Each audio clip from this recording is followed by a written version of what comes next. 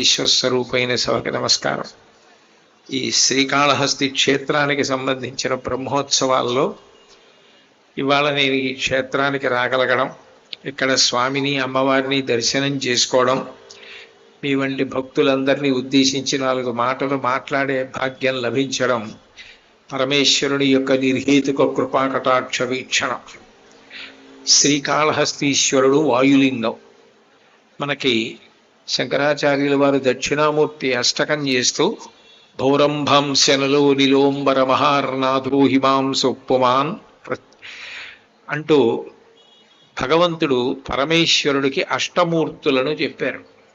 ఆ అష్టమూర్తులలో కంచిలో పృథివీలింగం, జంబుకేశ్వరంలో జలలింగం, అరుణాచలంలో అగ్నిలింగం, చిదంబరంలో ఆకాశలింగం, శ్రీకాళహస్తిలో వాయులింగం, కోణార్కలో సూర్యలింగం, సీతాకుండంలో చంద్రలింగం, ఖట్మండులో యజమానలింగం. ఈ 8 మన కంటికి కనపడేవి తప్ప 9వది లేదు. అందుకే భౌరంభంశనలో నిలోంబర మహార్నాథో హిమాంసొప్పుమాన్ ఇత్యాభాతి చరాచరాత్మకమిదం యస్యైవ మూర్త్యష్టకం నాణ్యకించన విద్యతే విమృశతాం యస్మాత్ పరస్మాత్ విభో తస్మై శ్రీగురుమూర్తయే నమ ఇదం శ్రీదక్షిణామూర్తయే అంటారు. అటువంటి పరమేశ్వరుడు తప్ప నిజానికి ఇక ఏదీ లేదు అని చెప్పడం కోసమే అష్టమూర్తి తత్వంగా పరమేశ్వరుణ్ణి 8 రూపాలతో పూజ చేస్తారు. అందులో శ్రీకాళహస్తిలో వాయులింగం. లింగము అన్న మాటకు అర్థం ఏమిటి అంటే గుర్తు అని. లింకారం ఇత్యుక్తం, గకారం సృష్టిరుచ్యతే, లయనాదుదయం ప్రోక్తం, లింగ శబ్దమితీరితిం అని లింగ శబ్దానికి నిర్వచనం. ఈ సమస్తమైనటువంటి జగత్తు మహాప్రళయమునందు దేనిలోకి వెళ్ళిపోతోందో అది లయమైపోతోంది కాబట్టి అది లిం. మళ్ళీ ఈ చరాచరాత్మకమైనటువంటి జగత్తంతా ఏ పరబ్రహ్మములోంచి బయటికి వస్తోందో అది గా. ఆయనలో మహాప్రళయమునందు వెళ్ళిపోయి మళ్ళీ బయటికి వచ్చి నిలబడుతుంది కాబట్టి సృష్టి జరిగింది. ఈ జరిగినది మహాప్రళయంలో ఆయనలోకి వెళ్ళిపోయే వరకు ఉన్న కాలం ఏదుందో అది స్థితి. కాబట్టి ఆయనే సృష్టికర్త, ఆయనే స్థితికర్త, ఆయనే ప్రళయకర్త. 3 లోకములకు 3 కాలములకు 3 మూర్తులకును మూలమగుచు భేదమగుచు తుదిక భేదమయ్యొప్పారు బ్రహ్మమనగ నీవే పాలనయలా అంటారు. ఆయనే 3 మూర్తులుగా 3 లోకాలుగా 3 కాలాలుగా కనపడుతూ నిజానికి ఏ విధమైన భేదం లేకుండా 3వ నేత్రంతో పరబ్రహ్మముగా నిలబడిపోయేవాడెవరు అంటే ఆయనే పరమశివుడు. అందుకే అటువంటి పరమేశ్వరుడు లింగరూపాన్ని పొందాడు. లింగరూపాన్ని పొందితే కరచరణాదులు లేవు, కాళ్ళు చేతులు లేవు. కానీ రూపము లేదా అంటే ఒక రూపం ఉన్నది. ఒక రూపం ఉన్నది కానీ కరచరణాదులు లేవు. ఈ రెండిటికి మధ్యలో ఉన్నటువంటి స్థితి. అందుకని దానికి అరూపరూపి అని పేరు. రూపం ఉన్నదా అంటే ఉన్నది, రూపము లేదా అంటే లేదు. రెండిటికి మధ్యలో ఉన్న స్థితి కాబట్టి అరూపరూపి అని పిలుస్తారు. అటువంటి శివలింగానికి ఒక విశేషం ఉంది. శివలింగానికి 5 ముఖాలు ఉంటాయి. సజ్జోజాత అఘోర తత్పురుష వామదేవ ఈశానములంటారు. ఒక్కొక్క ముఖానికి ఒక్కొక్క ప్రాధాన్యత. తూర్పు దిక్కుగా చూసేటటువంటి ముఖం తత్పురుష ముఖం అంటారు. ఆ తత్పురుష ముఖం ఏదైతే ఉందో అది వాయువు మీద ఆధిపత్యం వహిస్తుంది. అలాగే దక్షిణాన ఉన్న ముఖాన్ని అఘోర ముఖం అని పిలుస్తారు. అది అగ్నిహోత్రుడి మీద ఆధిపత్యం. పశ్చిమానికి చూసేటటువంటి ముఖాన్ని సద్యోజాత ముఖం అంటారు. ఏదైనా ఒక శివాలయంలో శివలింగం పశ్చిమాన్ని చూస్తే అది శైవాగమంలో చాలా ప్రశస్తమైనటువంటి శివలింగమని గుర్తు. అది పశ్చిమ దిక్కుని చూస్తే సద్యోజాత ముఖం అంటారు. అది పృథివి అంతటి మీద ఆధిపత్యంతో ఉంటుంది. ఉత్తరాన్ని చూసే ముఖాన్ని వామదేవ ముఖం అంటారు. అది నీటి మీద ఆధిపత్యంతో ఉండి స్థితి, అందరూ బ్రతకడానికి కారణమై ఉంటుంది. ఇక చిట్ట చివరిది ఆకాశం వైపు చూసేటటువంటి ముఖం, దాన్ని ఈశాన ముఖం అంటారు. అది మోక్షకారకమై ఉంటుంది. ఇందులో పశ్చిమాన్ని చూసేటటువంటి ముఖం సృష్టికి గుర్తు, ఉత్తరాన్ని చూసే ముఖం స్థితికి గుర్తు, దక్షిణాన్ని చూసే ముఖం లయకి గుర్తు. మనం సర్వసాధారణంగా లోకంలో సృష్టి, స్థితి, లయ అని ఈ మూడే మాట్లాడతాం. కానీ పరమేశ్వరుడు పంచముఖములతో పంచకృత్యములు చేస్తాడు. అందుకే లలితా సహస్రనామ స్తోత్రంలో అమ్మవారికి పంచకృత్య పరాయణ అని ఒక పేరు. అమ్మవారు ఎట్లా పంచకృత్యాలు చేస్తుందో పరమేశ్వరుడు కూడా అట్లాగే పంచకృత్యములు చేస్తాడు. అట్లా చేసినప్పుడు పశ్చిమ ముఖంతో సృష్టి చేస్తాడు, ఉత్తర ముఖంతో స్థితి చేస్తాడు, దక్షిణ ముఖంతో లయ చేస్తాడు, తూర్పున ఉన్న ముఖంతో తిరోధానము చేస్తాడు. తిరోధానము అంటే తిరస్కరణి. తిరస్కరణి అన్న మాట మీరు వినుంటారు. తిరస్కరణి అంటే ఉన్న వస్తువు లేనట్టుగా కనపడుతుంది. చీకటిగా ఉందనుకోండి, బాగా చీకటిగా ఉన్న సమయంలో ఒక తాడు అడ్డంగా పడి ఉంటే అది ఒక పాములా కనపడుతుంది. అక్కడ ఒక పాము ఉందనుకోండి, ఆ పాము తాడులా కనపడుతుంది. ఒక వస్తువు ఒక వస్తువులా కనపడుతుంది. అలా కనపడేటటువంటి స్థితి ఏది ఉన్నదో దాన్ని తిరస్కరణి విద్య, తిరోధానము అని పిలుస్తారు.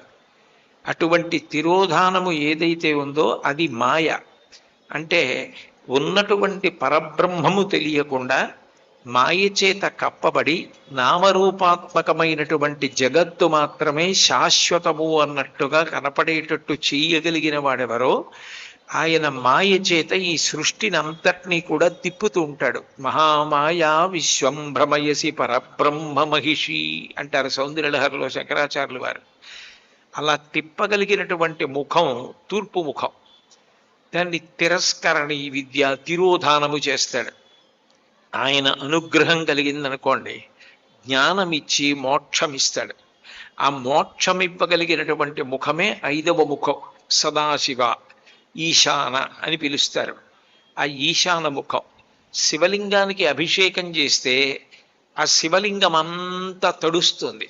శివలింగం అంతా తడిసింది అంటే గుర్తు ఏమిటంటే పృథివీ, అప్పు, తేజో, వాయు, ఆకాశములు పంచభూతములు కూడా చల్లబడ్డాయి అని గుర్తు. మనకి తెలుగునాట ఒక సామెత ఉంటుంది, మీ ఇల్లు చల్లగా ఉండాలి, మీ అమ్మగారి కడుపు చల్లగా ఉండాలి, నువ్వు చల్లగా ఉండాలి, మీ వాళ్ళందరూ చల్లగా ఉండాలి అంటాం. నిజానికి అందరూ చల్లగా ఉండాలి అంటే శివలింగం చల్లగా ఉండాలి. శివలింగం చల్లబడింది అనుకోండి, సృష్టి అంతా చల్లబడుతుంది. అందుకే శివలింగం మీద ధారాపాత్ర కట్టి ఎప్పుడు నీటి ధార పడేటట్టుగా చూస్తారు. శివలింగం చల్లబడింది అంటే విశ్వమంతా చల్లబడుతుంది. శివుడు లేని చోటు ఉండదు. శివుడు సమస్తము ఆవరించి ఉంటాడు.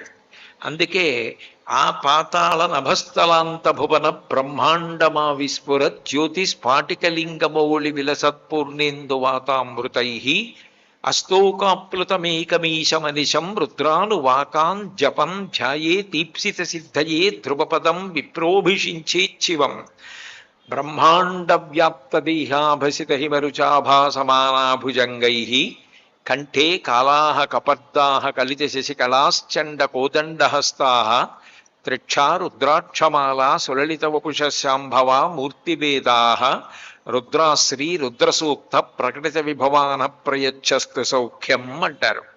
బ్రహ్మాండ వ్యాప్త దేహ పరమశివుడు ఈ బ్రహ్మాండం అంతటా కూడా వ్యాపించి ఉన్నాడు. ఆయన లేనిది, ఆయన కానిది వేరొకటి లేదు. శివలింగం ఒక్కటి చల్లబడింది అనుకోండి, మొత్తము జగత్తంతా చల్లగా ఉంటుంది. అందుకే లోకంలో ఎవరైనా పుట్టకూడని సమయంలో పుడితే ఒకసారి అభిషేకం చేయించుకోండి అంటారు. నాకేమో కాలం కలిసి రావట్లేదండి అంటే అభిషేకం చేయించుకోండి అంటారు. ఏదో మనసంతా అశాంతిగా ఉంది, పీడకలలు వస్తున్నాయండి, అభిషేకం చేయించుకోండి అంటారు. శివలింగము చల్లబడితే అందరి మనసులు చల్లబడతాయి. అందుకే లోకంలో 2 ఘోరమైనటువంటి శాపములు ఉంటాయి. అందులో మొట్టమొదటి శాపం ఏమిటంటే నీ ఇంట జిల్లేడు మొక్క పుట్టాలి అంటారు. జిల్లేడు చెట్లు ఇంట్లో పుడితే ఇల్లు శిథిలమైపోతోంది అని గుర్తు, పాడుపడిపోతుంది అని. అందుకని ఇంట జిల్లేడు మొక్కలు పెరగడాన్ని అనుమతించరు. 2, నీకు శివభక్తి లేకుండుగాక అంటారు. శివభక్తి లేకపోవడం అంత దారుణమైనటువంటి జన్మ. కాబట్టి శివభక్తి అన్నది అంత గొప్పది. అటువంటి శివుడు లింగాకారమును ధరించాడు. పరమేశ్వరారాధన రెండు రకాలుగా చేస్తారు. ఒకటి, పరమశివుడి యొక్క సాకార మూర్తికి పార్వతీదేవితో కలిసి ఉన్నవాడికి పూజ చేస్తారు. లింగస్వరూపంగానూ పూజ చేస్తారు. లింగస్వరూపంగా పూజ చేయడానికి కొంత శాస్త్ర ప్రవేశం, కొంత మంత్రభాగంలో ప్రవేశం ఉంటే మాత్రమే చెయ్యగలరు తప్ప మిగిలిన వారు చెయ్యలేరు. కాబట్టి బెంగ పెట్టుకోవలసిన అవసరం లేదు. మీరు చక్కగా శివలింగానికి బదులుగా పార్వతీ పరమేశ్వరుల మూర్తులు పెట్టుకుని పూజ చేయండి తప్ప శివార్చన చెయ్యకుండా ఉండకూడదు అని చెప్తారు. ఎందుచేతనంటే కరచరణాదులతో ఉన్నటువంటి శివమూర్తి కన్నా లింగమును ఉపాసన చేసిన వారు అంతకన్నా పై స్థాయిలో ఉంటారు. ఈ మాట నేను చెప్పడం కాదు.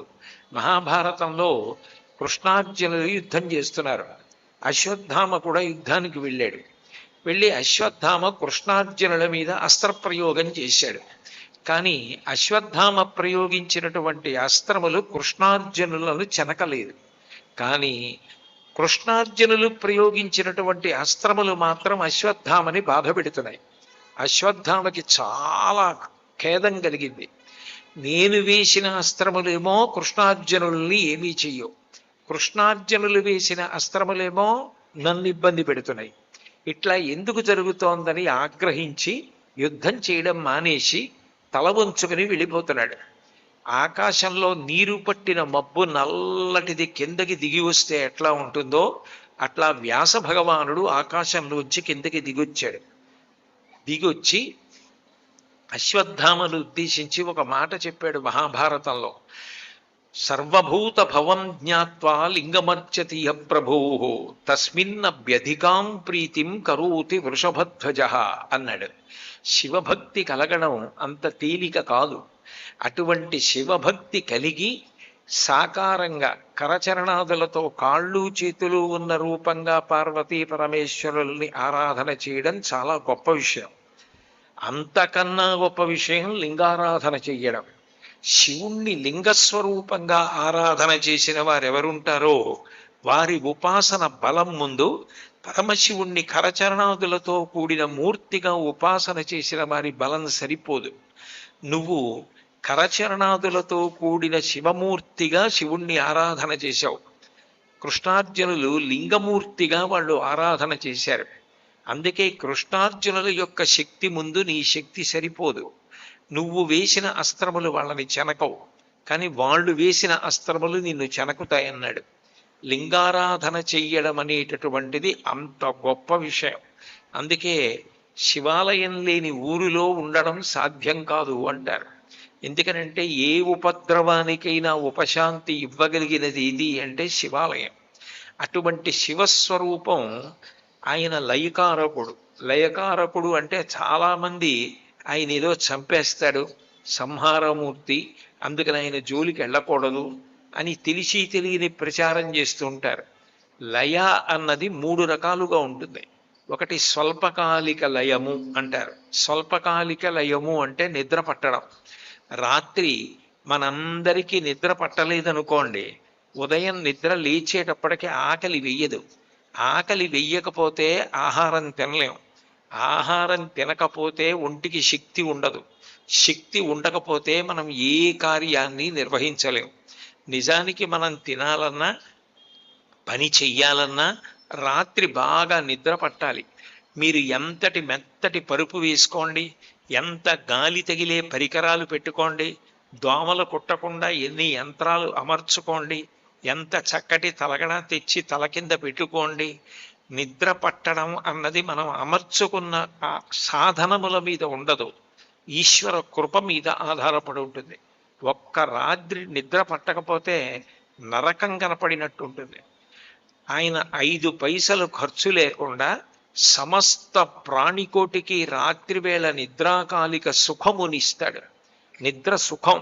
అందుకే గాఢ నిద్రపోయిన వ్యక్తి లేచి వచ్చినప్పుడు మీకు ఎట్లా ఉందండి అని అడిగితే హాయిగా నిద్రపోయానండి అంటాడు. కానీ చాలా ఇబ్బంది పడిపోయానండి నిద్రలో, అంత నిద్ర పట్టిందని ఎవరు అనరు. నిద్ర గొప్ప సుఖం. అటువంటి నిద్ర పట్టించి శరీరంలో అవయవాలకి ఇంద్రియాలకి కలిగినటువంటి కష్టాన్ని, దుఃఖాన్ని, బాధని, అలసటని అంతటినీ కూడా తీసేసేటటువంటి వాడెవరో ఆయనని శివుడని పిలుస్తారు. అందుకే ఆయన నిద్ర ఇవ్వడానికి కూడా విభాగం చేశాడు. సత్వగుణ ప్రధానమైన ప్రాణులన్నీ రాత్రి వేళ నిద్రపోతాయి. రజోగుణ తమోగుణ సదృశమైన ప్రాణులన్నీ కూడా పగటి వేళ నిద్రపోతాయి. మనుష్యులు చూడండి రాత్రి నిద్రపోతారు. పాములు, తేళ్లు, జెర్రులు ఇట్లాంటి విషం కలిగిన ప్రాణులు రాత్రి వేళ నిద్ర లేచి బయట తిరుగుతాయి. అప్పుడు మనం తిరగం. పగటి పూట అవన్నీ కలుగుల్లోకి వెళ్ళి పడుకొని నిద్రపోతాయి. దోమ ఉందనుకోండి పగటి వేళ పడుకుంటుంది, రాత్రి అయిందనుకోండి లేచొచ్చి కుట్టడం మొదలెడుతుంది. హింసించే స్వభావం ఉన్న ప్రాణులన్నీ రాత్రి వేళ లేస్తాయి. స్వభావంలో సత్వగుణం ఉన్నటువంటి ప్రాణులన్నీ రాత్రి వేళ నిద్రపోతాయి. రెండింటినీ సమానంగా చూస్తాడు ఆయన. అన్ని ప్రాణులను సమానంగా చూస్తాడు. తండ్రికి 5 కొడుకులు ఉన్నారనుకోండి, ఒక ఆయన ఐఏఎస్ ఆఫీసరు, ఒక ఆయన పెద్ద డాక్టరు, ఒక ఆయన ఇంజనీరు, ఒక పెద్ద ఏదో శాస్త్ర పండితుడు, ఒక ఆయన జేబు దొంగ. అయితే మాత్రం జేబు దొంగ కూడా ఆయన కొడుకే. జేబు దొంగని కూడా షష్ఠిపూర్తికి తండ్రి పిలవవలసిందే. అంతేకాని నువ్వు జేబు దొంగవి నిన్ను పిలవను అనడానికి వీల్లేదు. తండ్రి పిలుస్తాడు ప్రేమతో.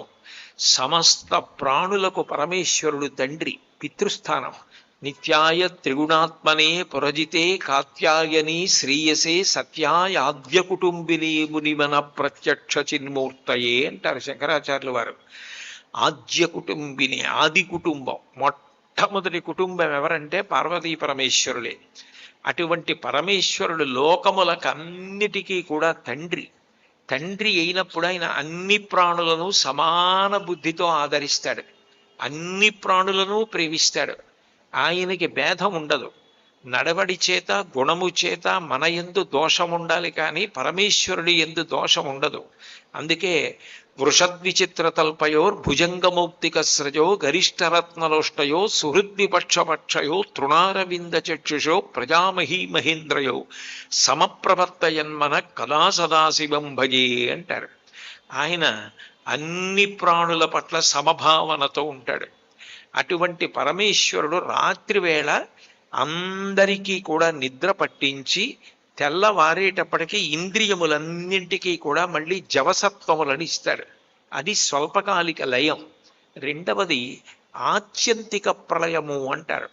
ఆత్యంతిక ప్రళయము అంటే అజ్ఞానము వలన కోట్ల జన్మలు ఎత్తి పునరపి జననం పునరపి మరణం పునరపి జనని జఠరైచైనం ఇహ సంసారే బహుదుస్తారే అన్నట్టుగా అమ్మ కడుపులో పడుకోవడం, బయటికి రావడం, కొంతకాలం ఉండడం, మళ్ళీ ప్రాణం విడిచిపెట్టడం, మళ్ళీ పుడుతూ ఉండడం, మళ్ళీ చస్తూ ఉండడం, ఇలా జనన మరణ చక్రమనందు తిరుగుతున్నటువంటి ప్రాణికి జ్ఞానం ఇచ్చి జ్ఞానాద్దేవత కైవల్యం, ఆ జ్ఞానము వలన మోక్షము కలిగేటట్టుగా చేసేవాడెవరో ఆయన పరమేశ్వరుడు.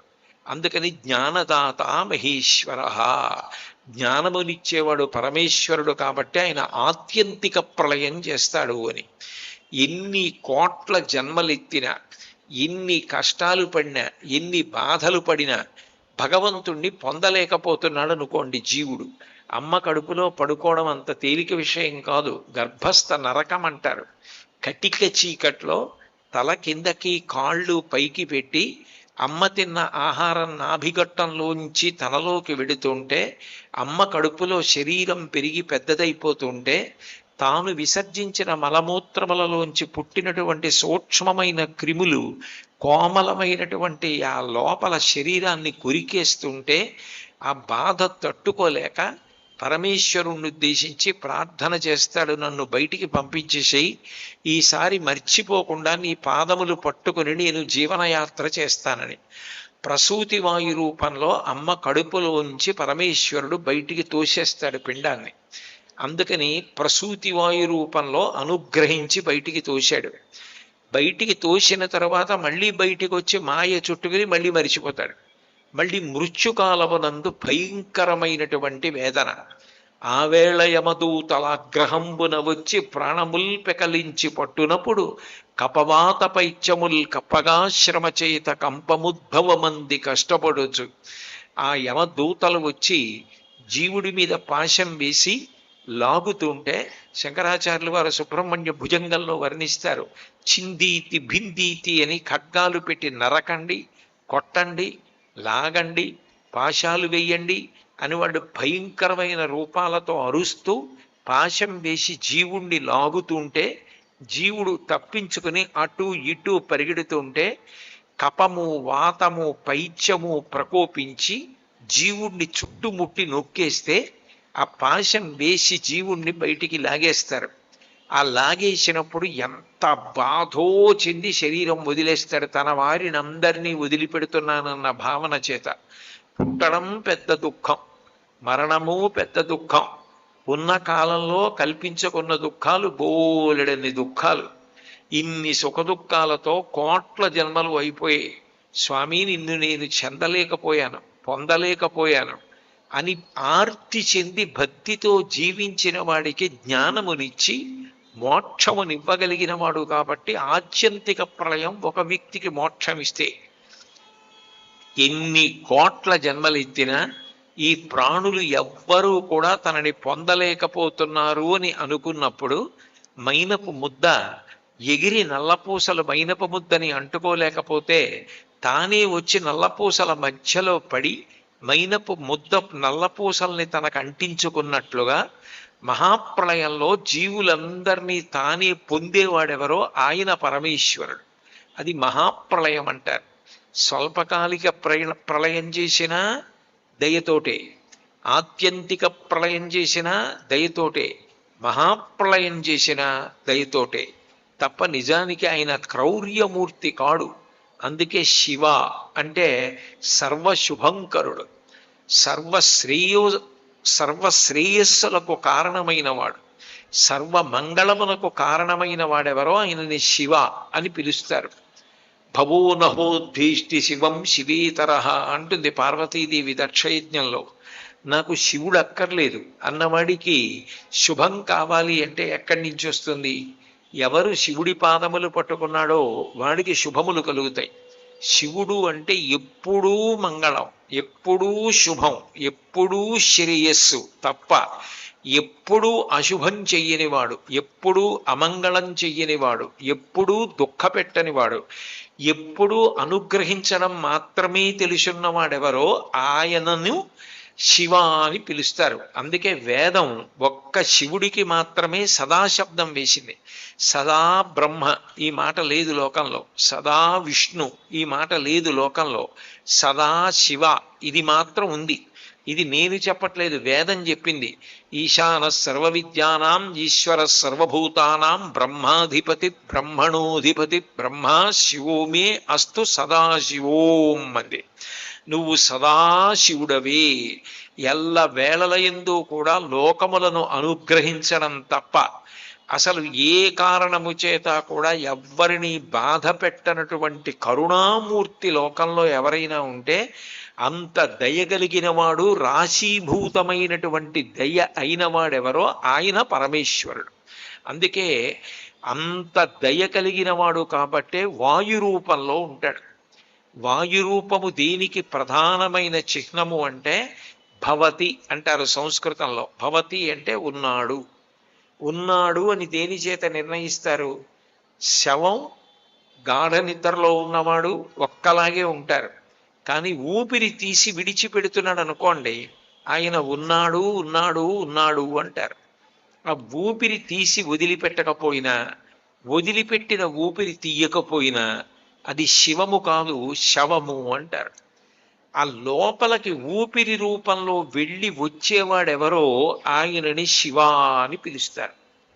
అందుకే వాయువే శివస్వరూపం. ఇక్కడ వాయులింగముగా ఉన్నాడు అంటే నిజానికి మీ అందరి లోపలికి వెళ్ళి బయటికి వచ్చి మీ శరీర పరిపాలన చేస్తున్న వాడను నేనే అని చెప్పడానికి ఆయన వాయులింగముగా ఉన్నాడు. కొన్ని కొన్ని కనపడతాయి, కొన్ని కొన్ని కనపడవు. పృథ్వీ అన్నాను అనుకోండి, భూమి కనపడుతుంది, అగ్ని కనపడుతుంది, నీరు కనపడుతుంది, ఆకాశము కనపడదు, వాయువు కనపడదు. వాయువుని చూడలేం. కానీ వాయువుకున్న గొప్పతనం ఏమిటంటే రామాయణం ఉత్తరకాండలో చెప్తారు, అశరీర శరీరేషు వాయుచరతి పాలయన్ అంటారు. వాయువుకి శరీరం ఉండదు, వాయువుని చూద్దామంటే కనపడడం. కానీ శరీరము లేని వాయువు అన్ని శరీరములలోకి ప్రవేశిస్తుంది. ప్రవేశించి మన శరీరమును పరిపాలనం చేస్తుంది. శ్రీకాళహస్తీశ్వరుడు ఏం చేస్తూ ఉంటాడు అంటే నిజానికి మనందరినీ కూడా పరిపాలన చేస్తూ ఉంటాడు. అది స్థితికార లక్షణం అంటారు. ఎట్లా పరిపాలన చేస్తాడు అంటే మనం ఒకసారి ఊపిరి తీసామనుకోండి, అది 10 వాయువుల కింద విడిపోతుంది. ప్రాణ అపాన వ్యాన ఉదాన సమాన నాగ కూర్మ కృకర ధనంజయ దేవదత్తములు అంటారు. 10 వాయువుల కింద విడుతుంది లోపలికెళ్ళి. ఒకటి ఉన్నాడు ఉన్నాడు ఉన్నాడు అనడానికి గుర్తు. యావత్ ప్రాణో నివసతి దేహే తావత్ పృచ్చతి కుశలంగేహే గతవతి వాయౌ దేహాపాయే భార్యా బిభ్యతి తస్మిన్ కాయే అంటారు. ప్రధానమైనది ఏది అంటే ప్రాణవాయువు, ఊపిరి, గాలి పీల్చడం. గాలి పీల్చి వదిలిపెట్టడం ఆగిపోయిందనుకోండి, ఏమమ్మా ఇన్ని దశాబ్దాల నుంచి ఆయన శరీరాన్ని నీ పక్కనే పట్టుకు పడుకుంటున్నావు, ఇద్దరూ కలిసే పడుకుంటున్నారు కదా, ఇవాళ రాత్రి హోరణ వర్షం పడుతోంది, మబ్బులు పట్టుంది ఆకాశంలో, రేపు తీసుకెళ్ళి అంత్యేష్టి సంస్కారం చేస్తాం, ఆయన పోయిన మాట వాస్తవమే, కానీ ఇవాళ కూడా ఇన్ని పడక గదిలో మీ మంచం మీదే పడుకోబెట్టుకు పడుకోండి అంటే భార్య అంగీకరించదు. ఇంతకాలం ఆయన ఉన్నాడు అంటే ఊపిరి తీశాడు కాబట్టి ఉన్నాడు. ఎప్పుడు ఊపిరి తీయలేదో అప్పుడు ఆయన వెళ్ళిపోయాడు. తస్మిన్ కాయే, అది శరీరం. భార్యా బిభ్యతి, కట్టుకున్న ఇల్లాలు ఇన్ని దశాబ్దాల నుంచి పక్కన పడుకున్నది, భయం వేస్తే ఆయన గుండెల మీద చెయ్యేసుకున్నది, నాకు దైవం లాంటి భర్త అని ఆయన చేతిని తలగడా చేసి పడుకున్నది, తెల్లవారు లేస్తే ఆయన పాదములకు నమస్కారం చేసింది, ఎప్పటికీ నేను ఈ శతమానాలతో ఉండాలని మంగళసూత్రాలను కళ్ళకద్దుకున్నది, ఆయనతో కలిసి పడుకోమంటే ఒక్కసారి ఆ ఊపిరి తీయడం ఆగిపోతే ఒప్పుకోదు. అది శవం, మా ఆయన కాదంటుంది. అంటే గౌరవం నిజానికి దేని మీద ఆధారపడింది అంటే ఊపిరి తీసి వదిలిపెట్టడం మీద ఆధారపడింది. ఆ ఊపిరొక్కటి ఆగిపోయిందా, కాలు పొరపాటున తగిలితే క్షమించండి నాన్నగారు అని చంపలేసుకున్న కొడుకు కొత్త కర్రలు తెచ్చి పడుకోపెట్టి తాడు వేసి కట్టి తీసుకెళ్లి ఒంటి మీద నూలుపోగు కూడా లేకుండా తీసి అగ్ని సంస్కారం చేసేస్తున్నాడు. అంటే ఊపిరి తీసినంత కాలమే గౌరవము. నీ కంటికి కనపడని ఆ ఊపిరి ఒక చోట రూపమును పొంది గుర్తుగా నిలబడితే అదే వాయులింగము, శ్రీకాళహస్తీశ్వరుడు. కాబట్టి యావత్ పవనో నివసతి దేహే తావత్ పృచ్చతి కుశలంగేహే గతవతి వాయౌ దేహాపార్యే భార్యా బిభ్యతి తస్మిన్ కాయే. అపానవాయు అని ఉంటుంది. కోమలమైనటువంటి జీర్ణ వ్యవస్థకి ఇబ్బంది కలిగితే కొంత వాయువు శరీరానికి కింది భాగం నుంచి వెళ్ళిపోతుంది. 2, మన శరీరంలో జీర్ణం అయిపోయిన తరువాత కొంత పిప్పి మిగిలిపోతుంది. ఆ మిగిలిపోయిన పిప్పిని బయటికి తోసేయాలి. అలా బయటికి తోసేసేటటువంటి వాయువు ఏది ఉన్నదో దాన్ని అపానవాయువు అని పిలుస్తారు. అంటే పరమేశ్వరుడు ఎంతటి కరుణామూర్తి అంటే లోకంలో కడుపున పుట్టిన బిడ్డలు, కట్టుకున్న భార్య కూడా చెయ్యని ఉపకారం చేసేవాడు ఎవరంటే ఆయనే. అపానవాయు రూపంలో ఉండి ఉపకారం చేస్తాడు. ప్రాణ అపాన వ్యాన. వ్యానం అంటే శరీరం అంతా వ్యాపించి ఉంటుంది. ప్రాణం పోయిన తర్వాత కూడా ఆ వ్యానవాయువు ఒక పట్టాన వదిలిపెట్టదు. అది కొంతసేపు శరీరాన్ని పట్టి ఉంటుంది.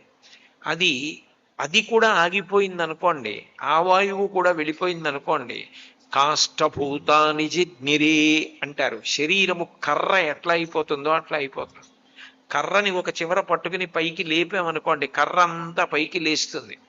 కాలు పట్టుకుని పైకి లేపారనుకోండి, శరీరం అంతా కర్ర లేచినట్టు లేస్తుంది, బిగిసిపోతుంది. సంధిబంధములు కదలవు, అంతా కలిపి ఒక కర్రలా బిగిసిపోతుంది. అలా బిగిసిపోయేటట్టు చెయ్యగలిగినది శరీరము మీద యాజమాన్య హక్కు పెట్టుకుని ఇంకా నాది నాది నాది అని తాపత్రయపడే వాయువు ఎవరంటే వ్యానవాయువు. చూడండి, భవనం శిథిలమైపోతుంది, అయినా కూడా ఈ స్థలము భవనము ఫలానా వారికి చెందినది అని ఒక చిన్న ఫలకం పెడతారు. అట్లా ప్రాణం విడిపోయినా వ్యానవాయువు పట్టుకుని ఉంటుంది. కొడుకు అంత్యేష్టి సంస్కారం చేసినప్పుడు, పిచ్చి నాన్నగారు వెళ్ళిపోయింది మీలోంచి అసలైన ప్రాణవాయువు, ఇక దీన్ని విడిచిపెట్టేయండి, ఈ శరీరం అంతా జర్జరీభూతమైపోయింది నాన్నగారు, ముసలిదైపోయింది, మీకు ఉపకరించదు, దీన్ని వదిలిపెట్టండి, మీరు కొత్త శరీరం తీసుకోండి అని కొడుకు ప్రార్థన చేసి ఆనంద హోమం చేస్తాడు శ్మశానంలో. అది చేసిన తర్వాత వ్యానవాయువు వెళ్ళిపోతుంది. కాబట్టి వ్యానవాయు రూపంలో అభిమాన దేవతగా శరీరాన్ని అంటిపెట్టుకుని ఉండేవాడెవరు అంటే శివుడు. ఎవరికి వాడికి వాడు అందగాడిగా కనపడలేదనుకోండి, లోకంలో మనుగడ సాగించలేడు. లోకంలో మనుగడ సాగించాలి అంటే ఎవరికి వాళ్లే అందగాడిగా అనిపించాలి, ఎవరికి వాళ్ళు ప్రయోజకుడుగా అనిపించాలి, ఎవరికి వాడు నేను తెలివైన వాడినన్న భావన కలిగి ఉండాలి. ఆ అభిమాన దేవతా స్వరూపంతో ఉండేవాడు వ్యానవాయు రూపంలో పరమేశ్వరుడే ఉంటాడు. ప్రాణ అపాన వ్యాన ఉదాన. ఉదానం అంటే ఎక్కడో మూలాధార చక్రం దగ్గర నుంచి, అంటే గుదస్థానము దగ్గర ఉన్న వాయువు బయలుదేరి పైకి లేస్తుంది. పైకి లేచి బ్రహ్మరంధ్రం ఈ తల దగ్గరికి వెడుతుంది. ఇక్కడి నుంచి నిర్గమించకూడదు, అందులోంచి బయటికి వెడితే ఇంకా సిద్ధి పొందినట్టు. వెనక్కి వెళ్ళిపోమ్మని ఆ వాయువుని తోసేస్తుంది. తోసేస్తే ఆ వాయువు వెనక్కి వచ్చి నాలో ఉన్న భావానికి అనుగుణంగా నా నాలుక కదిలితే, నా నాలుక గాలిని నొక్కితే ఆ వాయువు సొట్టలు పడి అక్షరములై, అక్షరములు పదములై, పదములు వాక్యములై, వాక్యములు అర్థమును పట్టుకుని నా నోట్లోంచి బయటికి వచ్చి మీ చెవి గుండా మీలోకి వెడితే నాలో ఉన్న భావన మీకు అందితే సభాభ్య సభాపతిభ్యశ్చ ఓ నమో నమో అంటారు. సభాపతి ఒక్కటవుతారు. అట్లా మాటగా మార్చేటటువంటి వాడెవరో ఆయన శివుడు. ఉదాన ప్రాణ అపాన వ్యాన ఉదాన సమాన. ఒక్కొక్క ఊపిరి పీలుస్తున్నాం అనుకోండి, ఆయన ఏం చేస్తాడంటే శరీరమునందు ఏవి పెరగాలో వాటిని సమానంగా పెంచుతాడు, ఏవి పెరగకూడదో వాటిని పెరగకుండా శాసిస్తాడు. కొద్దిగా మాత్రమే పెరగవలసిన వాటిని కొద్దిగా మాత్రమే పెరిగేటట్టు చేస్తాడు. చేతులున్నాయనుకోండి సమానంగా పెరగాలి, వేళ్ళున్నాయనుకోండి మధ్య వేలు పొడుగ్గా ఉండాలి, మిగిలిన వేళ్ళు దానికన్నా పొట్టిగా ఉండాలి, చిటికిన వేలు అన్నిటికన్నా చిన్నగా ఉండాలి. ఏవి ఎలా ఉండాలో అలా పెరిగేటట్టు చూస్తాడు. ఒక కాలు పొడుగు ఒక కాలు పొట్టి, ఒక చెయ్యి పొడుగు ఒక చెయ్యి పొట్టి ఉందనుకోండి ఇబ్బంది పడతారు. అట్లా కాకుండా అన్ని సమానముగా ఉండేటట్టుగా పెరిగేటట్టు చూస్తాడు. కనురెప్పకి వెంట్రుకలు ఉంటాయి, అవి పెరిగి పెద్దవయ్యాయి అనుకోండి కనురెప్ప పైకి ఎత్తలేరు. అందుకని కనురెప్ప వెంట్రుకలు పెరగకుండా నియంత్రిస్తాడు. ఇవన్నీ చేసి శరీరావయవములన్నింటికీ కూడా పెరుగుదల శక్తి సమానముగా పంచిపెట్టేవాడెవరో ఆయన శివుడు. అందుకని సమాన వాయు రూపంలో ఉంటాడు. ప్రాణ అపాన వ్యాన ఉదాన సమాన నాగ. నాగవాయువు అంటే నాలుక మీద రుచికి బాగుంది అని ఎక్కువ తినేస్తుంటే ఇక ఇంతకన్నా ఎక్కువ తినకు, జీర్ణం చేయడం కష్టం. కడుపులో గాలి నీరు పదార్థము మూడు వంతులుండి 4వ వంతు ఖాళీగా ఉండాలి, లేకపోతే లోపల పదార్థం తిరిగి జీర్ణం అవ్వదు, చల్ల చేసినట్టుగా తిరగాలి. ఇక తినవద్దు అని త్రేణుపు రూపంలో చెప్తాడు. అలా త్రేణుపు రూపంలో చెప్పేవాడెవరో ఆయనని నాగవాయువు అని పిలుస్తారు. తర్వాత కూర్మవాయువు. కూర్మము అంటే కాంతి రూపంలో ఉంటాడు.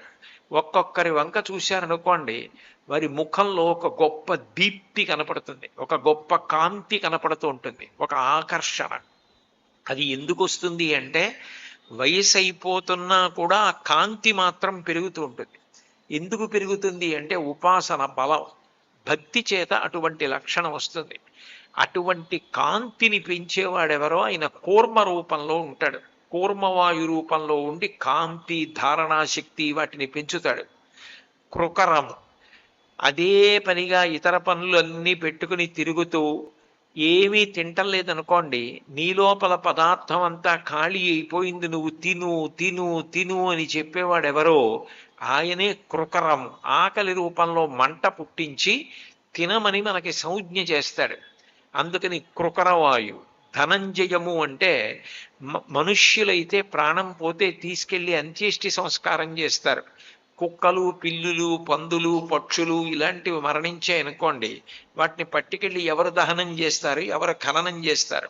అప్పుడు ఈ ధనంజయ వాయువు ఏం చేస్తుందంటే శరీరము ఉబ్బిపోయి పగిలిపోయేటట్టుగా చేసి అగ్ని అగ్నిలోకి, గాలి గాలిలోకి, నీరు నీరులోకి, పృథివి పృథివిలోకి, ఆకాశం ఆకాశంలోకి వెళ్ళిపోయేటట్టుగా చేసి ఇతర ప్రాణులు భయపడకుండా శరీరం వదిలిపెట్టిన ప్రాణి మట్టి అయిపోయి భూమిలో కలిసిపోయేటట్టుగా చేస్తుంది. అది ధనంజయము. దేవదత్తము అనే ఒక వాయువు ఉంటుంది. దేవదత్తం ఏం చేస్తుందంటే శరీరం బాగా బడలిపోయిన, శ్రద్ధ తగ్గిపోయిన ఆవలింత వస్తుంది. ప్రవచనానికి వచ్చి కూడా ఆవలించేవాళ్ళు, ప్రవచనానికి వచ్చి నిద్రపోయే వాళ్ళు ఉంటారు. ఎందుకుంటారు అంటే బద్ధకం. అంటే సరిగ్గా బుద్ధిని నిలబెట్టలేకపోవడం. రెండు, భగవంతుడు చేసే ఉపకారం, రాత్రి నిద్రపోకుండా మెలకువగా ఉంటే నీ ఇంద్రియములన్నీ బాగా బడలిపోయాయి, నీ అవయవాలన్నీ బాగా డస్సిపోయాయి. విశ్రాంతిని ఈ విశ్రాంతిని ఈ విశ్రాంతిని ఈ అని ఆవలింత రూపంలో మాట్లాడతాడు. ఆవలింతలు వస్తున్నాయి అంటే పడుకో పడుకో అని పరమేశ్వరుడు చెప్తున్నాడని గుర్తు. ఒక్క ఊపిరి మనం తీస్తే ప్రాణ అపాన వ్యాన ఉదాన సమాన నాగ కూర్మ కృకర ధనంజయ దేవదత్తములనబడేటటువంటి 10 వాయువులుగా మారి శరీరాన్నంతటినీ కూడా పరిపాలన చేస్తున్నాడు. ఈ చేసే పరిపాలన మనకు పైకి కంటికి కనపడదు, కానీ ఆయన ఆకలేస్తోందని చెప్తున్నాడు, దాహం వేస్తోందని చెప్తున్నాడు, ఎక్కువ తిన్నామని త్రేణుపు రూపంలో చెప్తున్నాడు, నిద్రపొమ్మని ఆవలింత రూపంలో చెప్తున్నాడు, మాట్లాడడానికి వీలుగా వాయువు పైకి ఎక్కేటట్టుగా చేస్తున్నాడు. ఇన్ని ఉపకారములు చేసేటటువంటి భగవంతుడు పైకి కనపడకుండా వాయు రూపంలో చేస్తున్నవాడు ఒక రూపంలో కనపడి దర్శనమివ్వాలంటే అదే వాయులింగమైన శ్రీకాళహస్తీశ్వరుడు. అంటే కృతజ్ఞత అన్న మాట నిజానికి ఎక్కడ ఉండాలి అంటే, ఊపిరే లేదనుకోండి ఎవరు గౌరవిస్తారు? ఆ ఊపిరి రూపంలో ఉండి ఇంత గౌరవాన్నిచ్చి, ఇంత మర్యాదని కట్టపెట్టి, ఇంతమంది చేత ఆదరణ కల్పిస్తున్నటువంటి మహానుభావుడెవరు అంటే పరమేశ్వరుడు. అందుకే శ్రీకాళహస్తి క్షేత్రానికి వచ్చి శ్రీకాళహస్తీశ్వర దర్శనం చేయడం అంటే అంత అదృష్టం. అంతేకాదు, వాయు ప్రాణ సుఖం వాయువు, వాయునాసం పరిత్యక్తం నసుఖం విందతే జగత్ అంటారు. వాయు ప్రాణ, ప్రాణమే వాయువు, సుఖం వాయు, వాయువు సుఖం. గాలేస్తోందనుకోండి, అమ్మయ్యా గాలేస్తోందనిపిస్తుంది.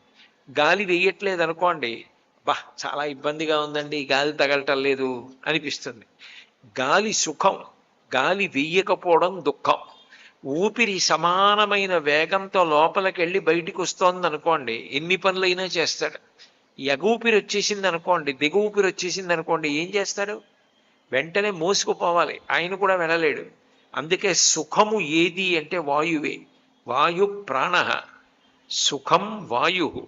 నిజానికి ఆ వాయువే సమస్తము. వాయువు వలన మాత్రమే లోకములు నిలబడతాయి. ధర్మము దేని చేత నిలబడుతుంది అంటే వాయువు చేత నిలబడుతుంది. ఎందుచేతనంటే వాయువు లోపల శరీరంలో ప్రసరించినంతసేపే ఈ సంధిబంధములు కదులుతాయి. ఈ వేళ్ళు ముడుచుకోవాలన్నా, చెయ్యి ఇలా మడుచుకోవాలన్నా, కాళ్ళు ముడుచుకోవాలన్నా లోపల వాయు ప్రసారం అవ్వాలి. వాయు ప్రసారము నిలబడిపోయిందనుకోండి, కర్రలా అయిపోతాడు. చెయ్యి ఇలా కదులుతోంది కాబట్టి ఆచమనం చేస్తారు, చెయ్యి కదులుతోంది కాబట్టి హోమం చేస్తారు, చెయ్యి కదులుతోంది కాబట్టి పూజ చేస్తారు, కాళ్ళు మడుచుకుంటున్నాయి కాబట్టి నడుస్తారు, పాదములు తిరుగుతున్నాయి కాబట్టి మెట్లు దిగుతున్నారు. అంటే గమనమునకు మనం చేసే ధర్మానికి అంతటికి ఇన్ని పనులు మనం చేయగలుగుతున్నామంటే తింటున్నాము అంటే దవడలు కదులుతున్నాయి అంటే వాయువు యొక్క చలనము చేత. ఇంత ఉపకారాన్ని నిరంతరము మనకి చేయిస్తున్నవాడెవరు అంటే పరమేశ్వరుడు. ఇన్ని ఉపకారాలు చేస్తున్నవాడు ఉన్నాడే, వాడు ఎప్పుడు నేను పుట్టినప్పటి నుంచేమి, పుట్టడానికి ముందు మా అమ్మ కడుపులో పెరిగినప్పుడు బయటికి రావడానికి ప్రసూతి వాయు రూపంలో బయటికి తోసేసినప్పటి నుంచి నాకు ప్రతి క్షణం ఉపకారం చేస్తూనే ఉన్నాడు. ఏదో చిన్న ఉపకారం ఎవరైనా చేసి పెట్టారనుకోండి, ఎంతో ప్రేమతో వాళ్ళని చూడగానే ఆనందపడిపోతాం. అబ్బా, ఇవాళ ఆయన కనబడ్డాడు. ఎందుకనంటే ఆయనతో ఉన్న అనుబంధం, ఆయనతో ఉన్న ప్రేమ తలుచుకుని ఆయన కనపడ్డాడని ఎంతో సంతోషపడిపోతాం. మరి ఇన్ని ఉపకారాలు చేస్తున్న మహానుభావుడు లోపలికి గాలి రూపంలో వెళ్ళి ఇన్ని ఉపకారాలు చేస్తున్నవాడు, అటువంటి వాణ్ణి ఒక్కసారి చూడాలని అనిపించకపోతే ఆ జన్మ కృతజ్ఞతతో కూడుకున్నదవునా కాదా? ఇన్ని ఉపకారాలు చేసిన వాడు నీకు అక్కర్లేదు, ఎవడో చిన్న ఉపకారం చేసిన వాడు మాత్రం నీకు కావాలి. అంటే అది కృతజ్ఞత. బ్రహ్మగ్నేచ సురాపేచ చోరే భగ్నవ్రతే తథా నిష్కృతి విహితా సిద్భి కృతజ్ఞో నాస్తి నిష్కృతి అంటాడు కిష్కింధకాండలో లక్ష్మణస్వామి. బ్రహ్మహత్య చేసిన వాడికి, బంగారం దొంగిలించిన వాడికి, ఒక వ్రతం చేస్తానది నీళ్లు ముట్టుకుని ప్రతిజ్ఞ చేసి వ్రతం చెయ్యకుండా వ్రతభంగం చేసిన వాడికి కూడా నిష్కృతి ఉందేమో కానీ చేసిన ఉపకారమును మరిచిపోయినటువంటి కృతజ్ఞుడికి మాత్రం నిష్కృతి లేదు. వాయులింగముగా శ్రీకాళహస్తి క్షేత్రంలో భగవానుడు విరాజమానుడై ఉంటే కాళహస్తీశ్వర దర్శనం చెయ్యలేకపోవడం ఎంత దారుణమైన విషయం కింద పరిగణింపబడుతుంది. అందున ఆయన పశ్చిమాభిముఖంగా ఉంటాడు. పశ్చిమం సూర్యాస్తమయానికి గుర్తు. జీవితం తెల్లవారిపోయే ముందు, అంటే జీవితం కొడిగట్టిపోయే ముందు ఆఖరిసారి మనసు ఆఖరి ఊపిరి కదలిక మీద కదులుతుంది.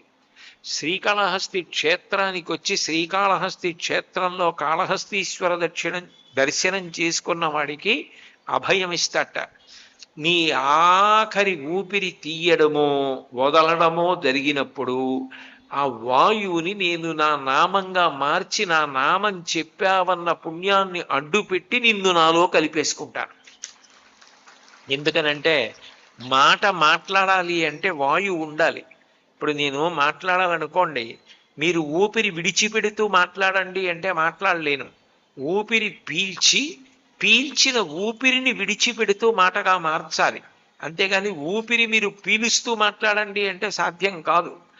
అంటే ఆ ఊపిరిని చిట్ట చివర శివనామంగా మార్చి శివ అంటుండగా వెళ్ళిపోయేటట్టుగా చేసి నామం చెప్తూ నువ్వు వెళ్ళిపోయావురా, అందుకని నిన్ను నాలో కలిపేసుకుంటున్నానని కలిపేసుకోగలిగిన వాడు ఎవరైనా ఉంటే అంతటి దయామూర్తి లోకంలో ఆయన ఒక్కడే.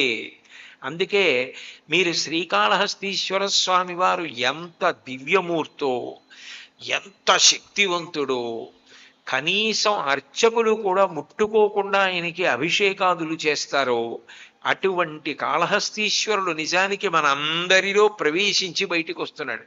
విచిత్రం ఏమిటంటే ఆయన భక్తికి పరతంత్రుడు, భక్తికి అంత లొంగిపోతాడు. ఇంత శక్తివంతుడు, ఇన్ని ఉపకారములు చేసేవాడు ఎంత భక్తపరాధీనుడు.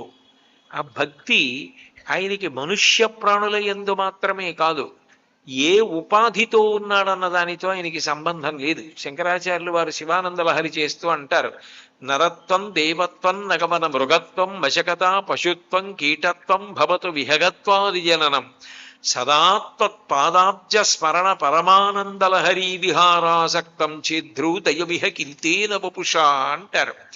నేను పర్వతమయ్యానా, పురుగునయ్యానా, మొక్కనయ్యానా, మోడయ్యానా, మృగమయ్యానా, దేవతనయ్యానా, నరుణ్ణయ్యానా కాదు.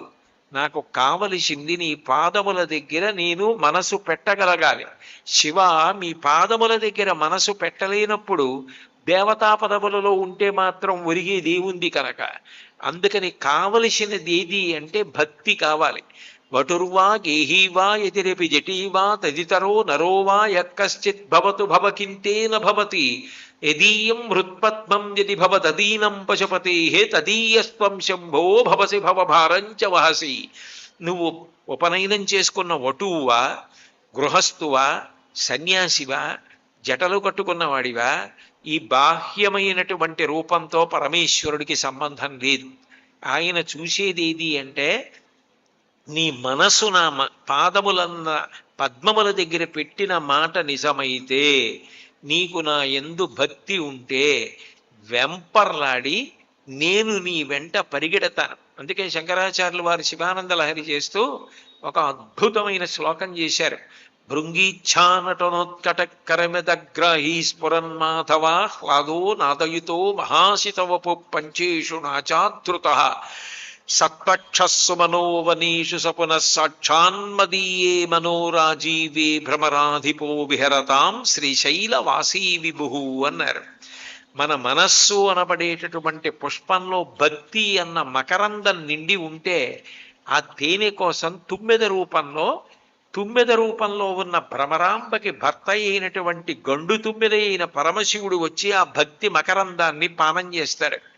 ఆయనకి కావలసింది భక్తి, ఆ ప్రేమ. ఆయన యందు ఆ ప్రేమ భావన ఎవడు పొందాడో వాడి యందు అంత అనురక్తిని చూపిస్తాడు.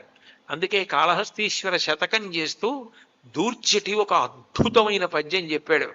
ఏ వేదంబు పఠించలూత భుజగం వేశాస్త్రముల్ సూచే తానే విద్యాభ్యాసమునర్చె కరి చించే మంత్రమూహించే బోధావిర్భావ నిధానముల్ చదువులయ్యా కాదు మీ పాద సంసేవాసక్తియ కాక జంతు తతికిన్ శ్రీకాళహస్తీశ్వరా అన్నాడు.